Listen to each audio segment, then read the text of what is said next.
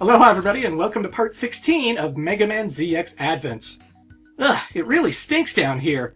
That's no ordinary sewage. Is it coming from inside?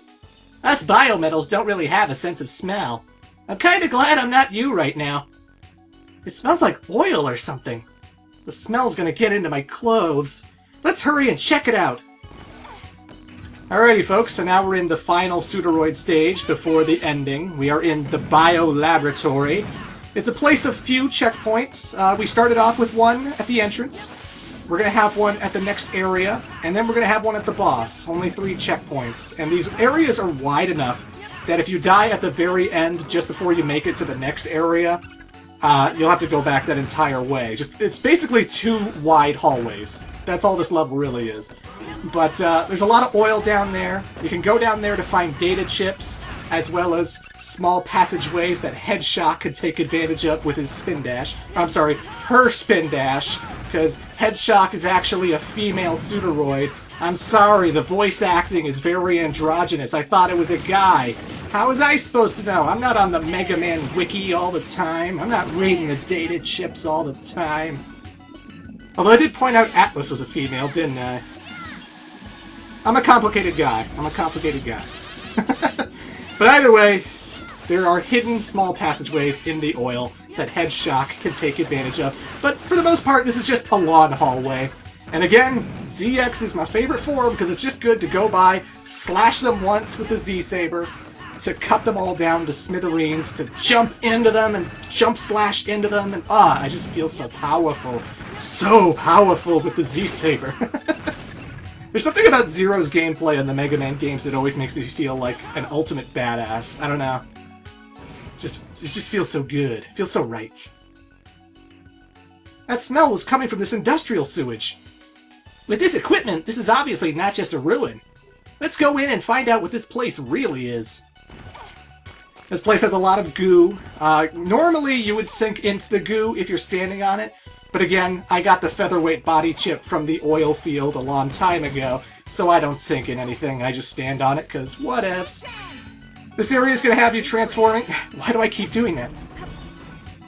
This area has you transforming a lot. You're going to be transforming between Queen Bee, Headshock, and whatever your preferred method of attacking people is, whether it's Model A, Model ZX, Model P, Model L, whatever. LMNOP, you know the models.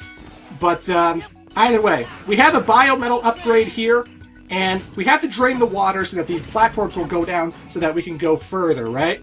Now, before you go further, stand on it after you lift it up. That way it goes down and it blocks the water passage, right? And there's the biometal upgrade. I'm going to try being Argoyle and Ugoyle. I'm just going to have the ghost get it. And, oh no, it's too far away. I can't make him go any further than that. Huh, I can't get this thing yet then. I can't lift these platforms. I can't fit that small little area. I can't just, like, spin dash jump with Headshock. So I guess I'm screwed out of luck until you notice that Queen Bee can lift this thing, which pours water back into the container. Now again, if you didn't stand on the left container after lifting it up the first time, then it's going to be open, and then the water's going to not come back, and the platforms will still be down there, right? So make sure you step on it before you go forward, and that's how you get the 4th and final biometal upgrade. Again, it increases your weapon energy, it increases the green bar next to your health bar. Something I haven't mentioned yet that a lot of people get on my case about, but, you know, this is a Let's Play where I'm getting collectibles. What did you expect me to do? Model A has the Giga Crush, which I've shown off. You hold the A button, this big holographic cube surrounds your character, and then you let go, and you just shoot your double pistols and go, wah, and kills everything on screen. And if it's a boss, it drains a little bit of health. That drains the entire biometal energy bar. Doesn't matter how small or big it is, Giga Crush will use all of the bar. So, the bigger the bar you have, the more time it's going to take to recharge and get another Giga Crush, or just a lot of energy to do whatever you want to do, right? So, some people don't like me getting biometal upgrades for the medals, because one of the medals involves defeating the Pseudoroid with only Giga Crush. Which means, if I have a full biometal energy bar, and I'm constantly using Giga Crush on the boss, then I have to wait for it to build up and build up and build up and build up, because it does have a sort of recharge feature, right? And that takes forever the longer your bar, so yeah. But this is a Let's Play. I wanted to show where all the sub-tanks, the life-ups, everything were. So of course I collected them, of course I'm showing you where they are. I don't care, I'll do the medals the hard way. What else? What else? It's just worth mentioning, if you want to spam Giga Crush a lot more often, maybe don't get the Biometal upgrades, because it might make that a little bit longer. It may take some time with that, you know? But again, that's up to player preference. I'm a collector. I'm gonna get all the Biometal upgrade parts that I can. And again, keep in mind, there's only 3 checkpoints. If I die right here, I have to go back the past 2 or so minutes of gameplay that I've been doing. If I fell in that pit, I'd have to redo all of this all over again. Very thin checkpoint system here in the Biolab. But either way, boss time! Look at all these huge mechanaloids! Are you surprised? These soldiers were all born here. They're to be used one day by the Mega Man King. Albert thought about all of this? My name is Bifrost, guardian of the sleeping soldiers. When the new world is born, they shall awaken and exterminate the old world inhabitants. But for now, Mega Man Model A, I shall exterminate you. I shall crush every last one of your bones with my jaws. We got ourselves a giant Pseudoroid this time, and I'm actually going to use an elemental weakness this time. I'm going to charge up Queen Bee's Stinger attack to shoot fire on this Ice Pseudoroid, and it will drain his health a lot quicker than any other attack would. So, yeah, keep in mind that every time you hover with Queen Bee, it drains her Biometal energy just a little bit more. Bifrost has the ability to make a giant jump, and with Queen Bee, you're probably going to take damage because you can't really float and go forward and backward underwater very quickly, so if he tries to jump at you, you're probably going to take a hit. There should be ice pathways on the left and the right, but he can destroy the right pathway pretty quickly if he backs up into it. And, if you charge up her stinger, fire will do the rest. Hey, I got a medal. Am I the one being exterminated? Is it you who shall bring about the new world, and not we? It is you, after all! Ah! If I was playing as Gray, by the way, I would be able to use Model F to shoot fire on Bifrost as well. However, I am playing as Ash, so I don't have that ability.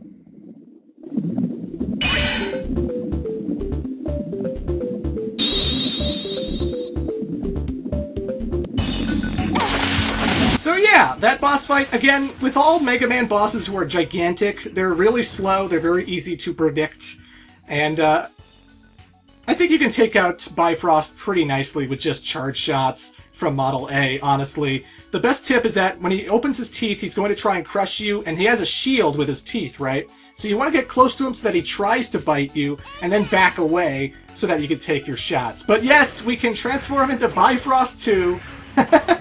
He is gigantic, he is very situational, but he can shoot those rolling wheels 2 at a time on screen.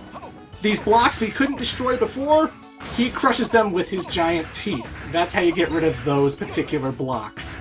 But he's super slow, he can't dash, this is as slow as he walks.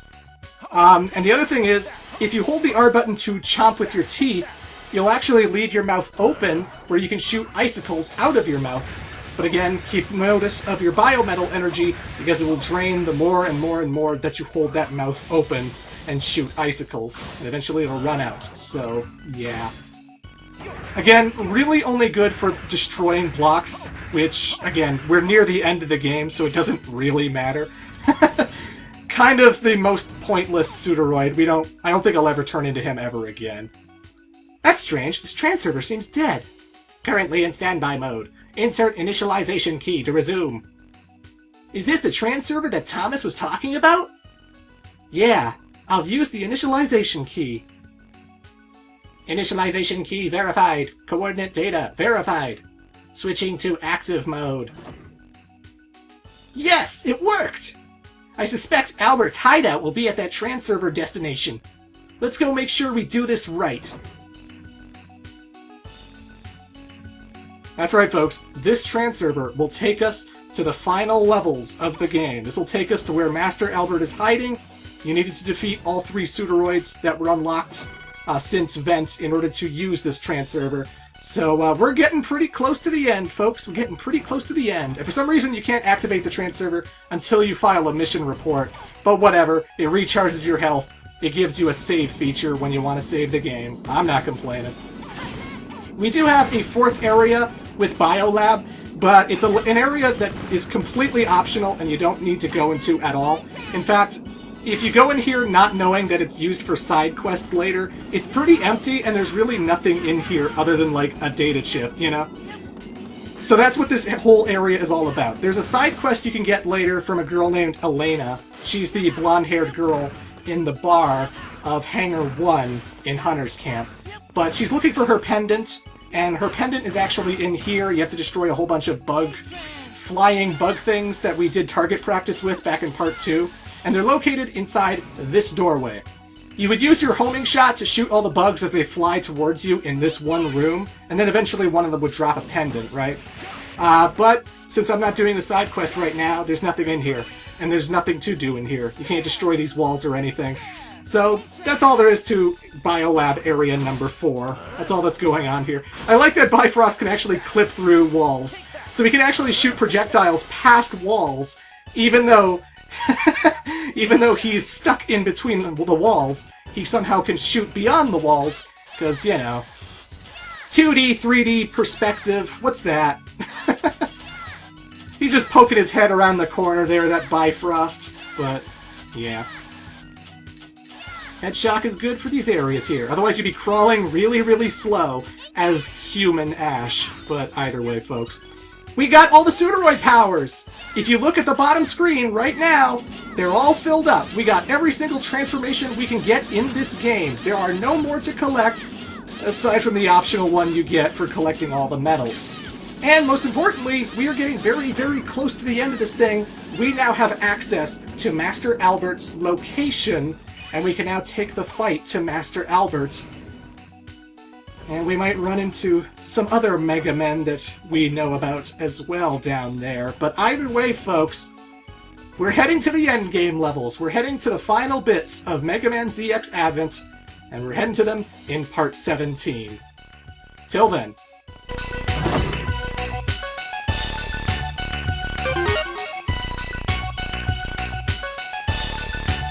Yeah.